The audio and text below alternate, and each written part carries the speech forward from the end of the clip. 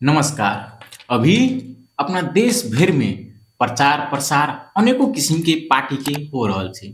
आवे वाला निर्वाचन 2082 साल फागुन 21 गते के हो वाला प्रतिनिधि सभा के चुनाव में जनता अलम में पड़ल छै।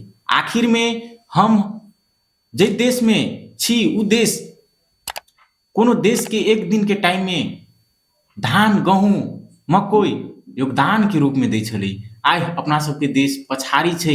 कतबो ईमानदारी व्यक्ति के जिता के संसद में पठाबै छै ओइ जगह पर बेईमान बन जाइ छै। आखिर में जे व्यक्ति के जितबै छी उ व्यक्ति प्रधानमंत्री नहीं बनै छै, युवा के जिता के पठबै छै मगर पुरनके दल स्थापित होइ छै। कारण कतऽ है? त जनता के ई बुझ पड़लै कि जे व्यक्ति के हम अहाँ जितबै छी उ व्यक्ति कोन पार्टी के छै। ओइ व्यक्ति संसद में जैतै त वास्तव में ककर समर्थन होतै।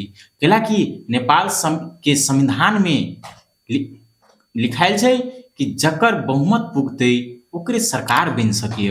त तै वजह से संपूर्ण देशवासी और आम जनता से आग्रह छै कि आवे वाला 2082 साल फागुन 21 गते सोच समझ के और स्वतंत्र तरीका से मतदान क सही व्यक्ति के संसद में पठाओ ताकि अपन देश के विकास होए, देश उन्नति और प्रगति के सिलसिला में आगाड़ी बढ़े से आग्रह कर चाहे छी।